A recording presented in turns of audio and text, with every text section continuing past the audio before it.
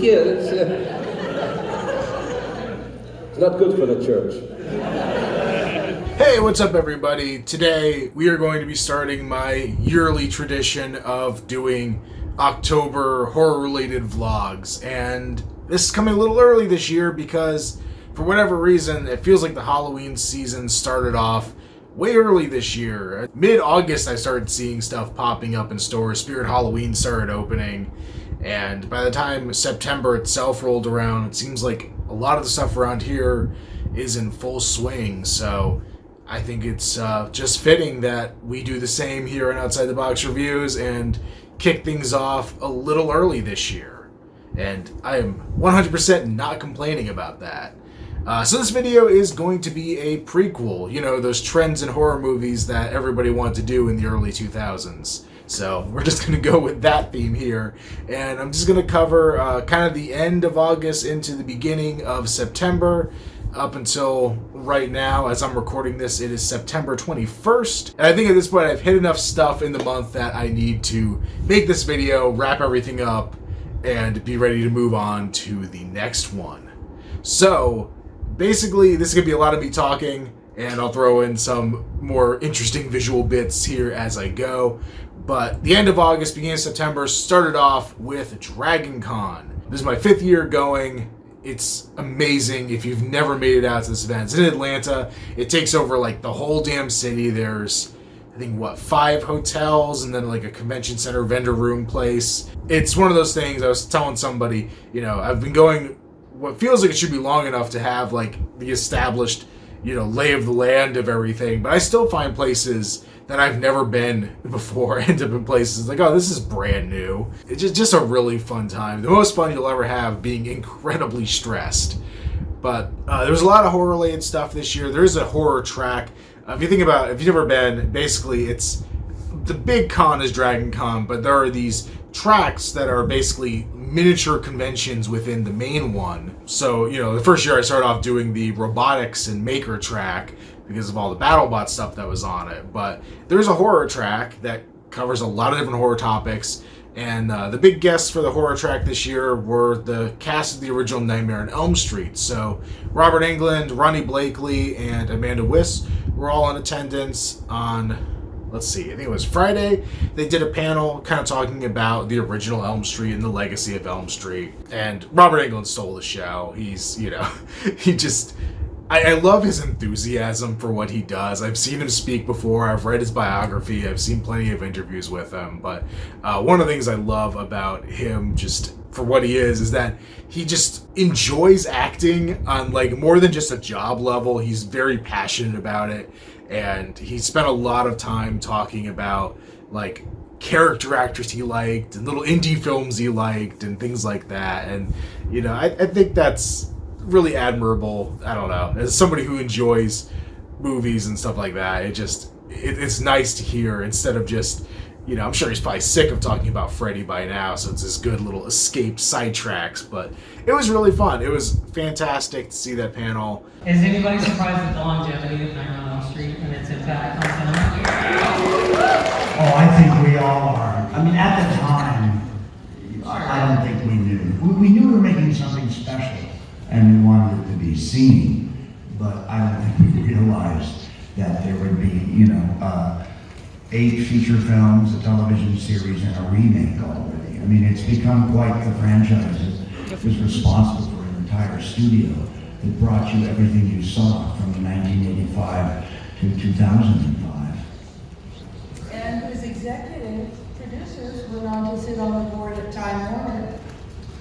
And it's a $1 billion franchise. No, we couldn't foresee that on a $1.8 million budget where, you know, the suits had to show up at the set, and we were sometimes worried about finishing money. We ran out of money, literally, and they protected me from this. We would not have been able to make the movie without Ronnie Blakely. She just was like molten hot at the time, and between Ronnie's reputation and John Saxon's, we raised the money. But we did kind of run out of money. And because they had to give the video rights, this new burgeoning technology, they gave the video rights to a company in England so we could get fronted some money to finish the movie. I think we had to burn money alive or something. I believe on Saturday afternoon, there was another panel with the same crew in a larger room this time. And I went in there for a little bit. I sat through the entire panel Friday, but on Saturday, I realized it was a kind of open mic, it was an open question thing. People coming up to the mic asking questions, and fans aren't that creative. It was a lot of the same questions that had been asked the previous day, and I had better things to do, so I left. There was also a panel with Robert Kurtzman, who does a lot of effects. He was the K in K&B, another very interesting one. There was a panel with William Stout. He's a artist. He's done a lot of like posters and design work and things like that. And the panel was supposed to be about his work on a Godzilla movie that never got made, an American Godzilla movie, but ended up kind of just being like a retrospective of his career, and that was very interesting, and a lot of little horror pieces within that. And then the guy who does the Goosebumps covers, was it Tim Jacobus, I think is his name? He had a panel that was a lot of fun. Like, I never really thought about it, but Goosebumps has a very specific demographic, and it was just a room of people who are all roughly my age, who are all horror nerds. So it was kind of fun, and it was neat to hear him talking about the very short deadlines he had and putting all that stuff together, and because they put out like a book a month, so it's pretty intense schedule. And then one of the things he was pointing out at the end is that he kind of had a lull after Goosebumps ended. He had a hard time getting work, I guess, because people were not wanting to hire the Goosebumps guy. Like, he ended up making art for like Teletubby stuff for a while, but now he's saying that now the people who grew up on those books are in a position to hire people to do things. People are basically hiring him based on their Goosebumps nostalgia, which is kind of cool. Is my goddaughter Jessie, and I said, Jessie, how would you like to be on a Goosebumps cover? Now you got to remember, this was way early on, and not everybody knew what Goosebumps was yet, but she was going to be on a book cover, and she was thrilled. She told all her friends she's going to be on.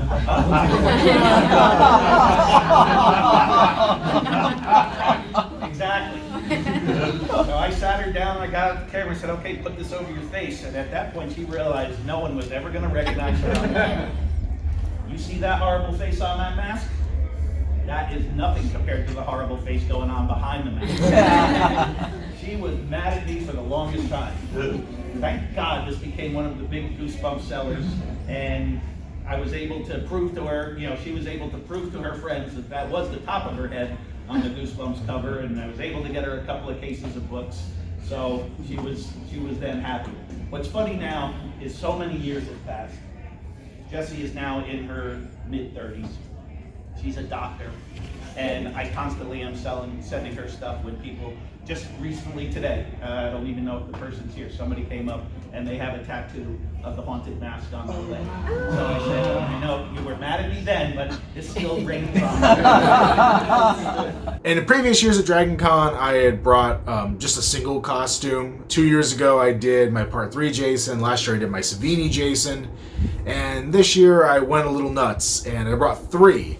It was supposed to be 2, and then one kind of fell into my lap at the last minute. As I mentioned, the Spirit Halloween stores opened, and they carried the Trick or Treat Studios mask from Happy Death Day, the baby mask. So I realized I had a foam knife, I had a black hoodie, I had black pants. So with that mask, I was able to throw together a really quick and easy costume. Oh, I had black gloves too, for a different costume. So that was really quick and easy. I wore that part of the day Friday. On Saturday, I did the Rob Zombie Halloween 2 Hobo Myers costume. And there was actually a meetup of people in horror costumes to do like a group photo and individual photos and stuff. So I actually went and did that. That was a cool experience. A lot of people in just amazing, really badass horror costumes. And then on Sunday, I was pretty wiped out on Sunday.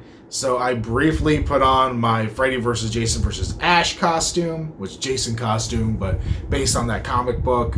And I was just done. I walked around a little bit, and that thing, you're just head to toe covered. At least the Hobo Myers, the face is open a little bit, so you get some breeze. The Happy Death Day, it's fairly lightweight, but that Jason costume is just, heavy layers and just super toasty, and I just didn't feel like doing much when I was wearing it. I kind of walked around the hotels for a little bit and then just decided to call it quits. So that one will get a better debut in Spooky Empire at the end of October. I didn't get any autographs for myself at Dragoncon. My friend Colin, if you've seen him on the Spooky Empire videos, he has a book of Alex Pardee artwork, the Doppelgangers book, that he's been getting signed by the people that the art's of.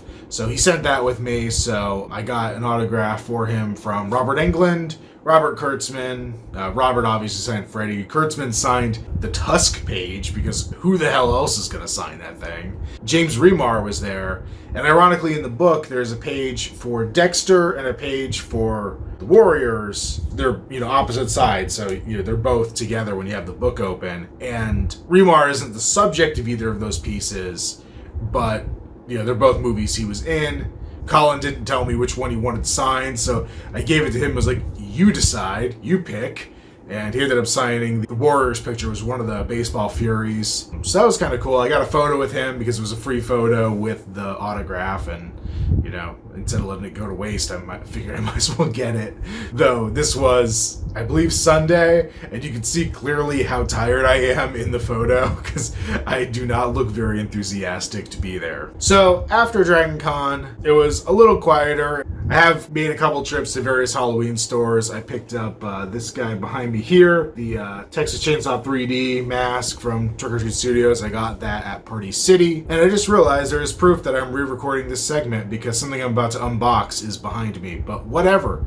Pay no attention to the editing. So anyway, on Friday the 13th, my favorite Jacksonville movie theater, Sunray Cinema, did a special screening of the original Friday the 13th on 35mm film.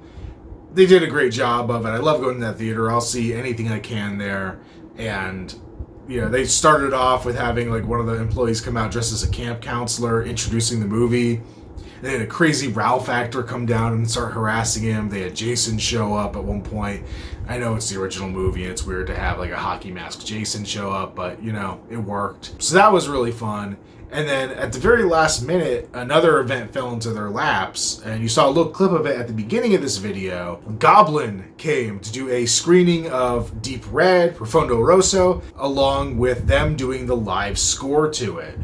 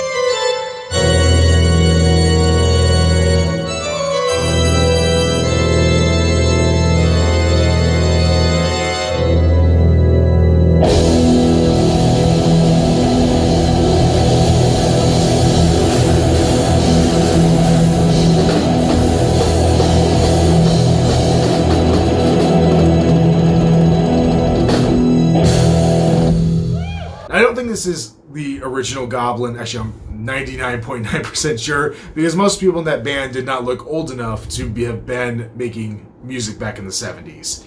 But the main guy, the keyboardist, Claudio Simonette, I believe, he was there along with his band, and they basically, they played it live. It was great, and then they did a quick intermission, and they played some kind of greatest hits. There was some stuff that was their own original music, and then they played score pieces from, let me think of this, Demons, Dawn of the Dead, Suspiria, Tenebrae, I don't know how to pronounce that, Phenomena, and I feel like I'm leaving something out, but basically I think it ended up being a total of 4 hours for the event, and it was fantastic. It was really cool. I did buy some merch. I kind of went a little nuts, actually. I picked up a really cool poster that was like the tour poster. Granted, the Jacksonville date wasn't on there because it was a last minute change with the Gainesville event, I guess. It's artwork from Deep Red, but it says Goblin up at the top and has the tour dates on the bottom, which is pretty damn cool. I got the whole band to sign that, so I got that up on my wall now. I picked up a Goblin patch. I picked up a Goblin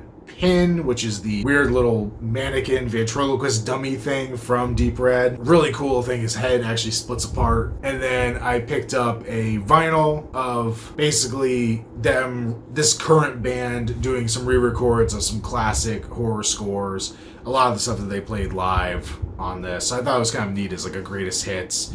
I have a couple of the individual scores that Goblin did, like the original scores that got re-released on vinyl, but I thought this was a nice one to just be able to throw on. You kind of just have a best of mix. I did record the entire song of the Suspiria theme. I'm going to throw that at the end of this video instead of in the middle here, for the main reason that in the background they were playing clips from the films as they were doing these kind of greatest hits things. And I noticed with a lot of the movies, they were kind of spoilery, really encompassed a lot of the movie. I knew almost every movie that they played the clips from, and I was able to definitely identify that, especially with like things like Demons and Phenomena and Suspiria, they were showing a lot of the end. So if you haven't seen Suspiria, the original Suspiria, the 70s one, please fix that. But also, that's why that clip's here at the very end of the video, just so that if you haven't seen it and want to avoid seeing part of a screen showing things that might be spoilery to the movie, you can do that. And the day after that, there's a lot of movies in a row, the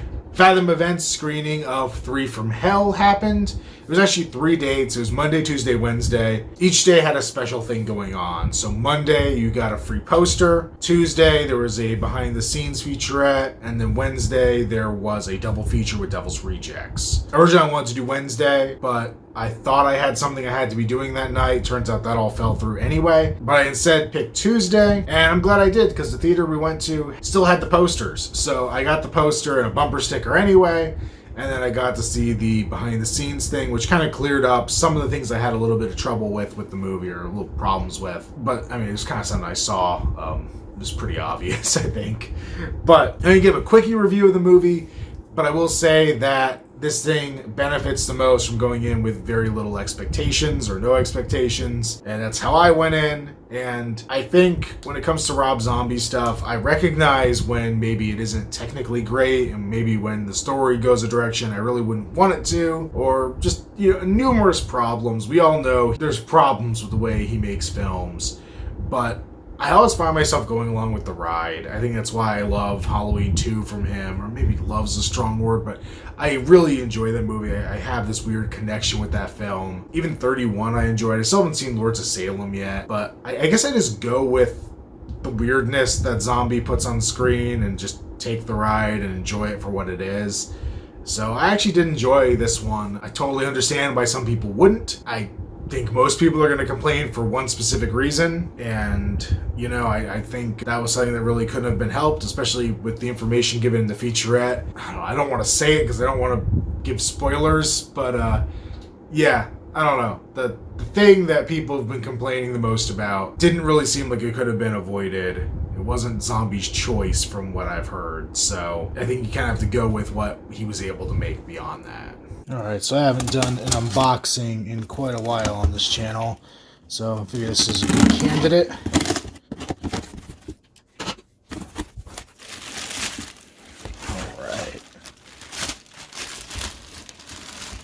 Alright. His nose is stuck to the plastic. His snot is.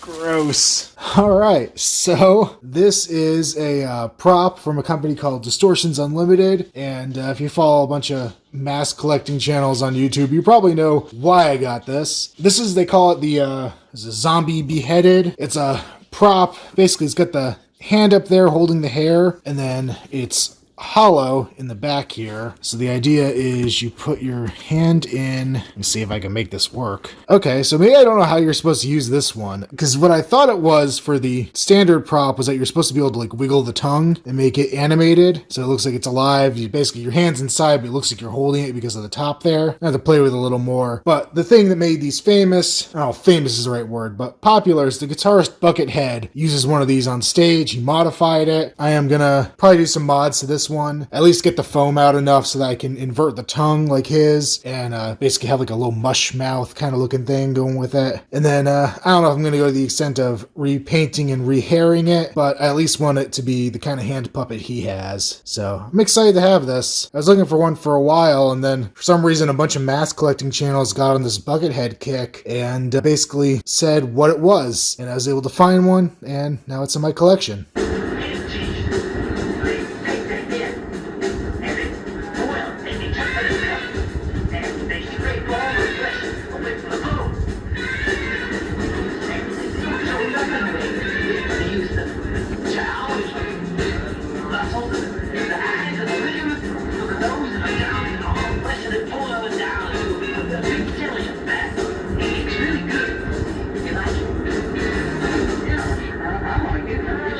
So I kind of intended to keep this going and make this a longer prequel episode, but it just hit me that I probably have enough contents here for a good introductory episode, and it's gonna just explode going into the next week. And honestly, I'm probably not gonna be able to edit until I'm into October, so the next episode will probably be the first official October vlog for the very, very beginning of the month, end of September, beginning of October, and there is some good stuff coming up, so I hope you will join me.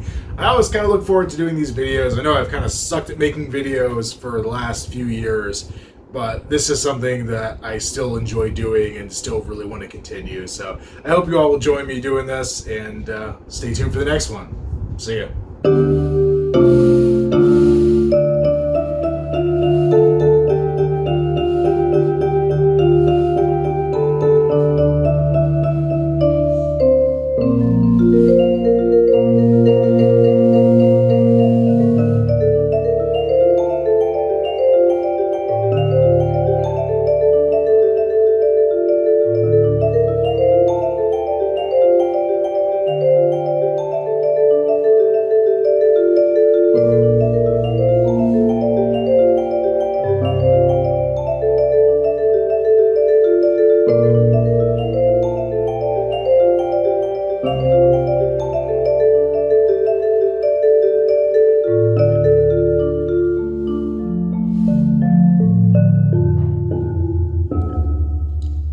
Suspiria.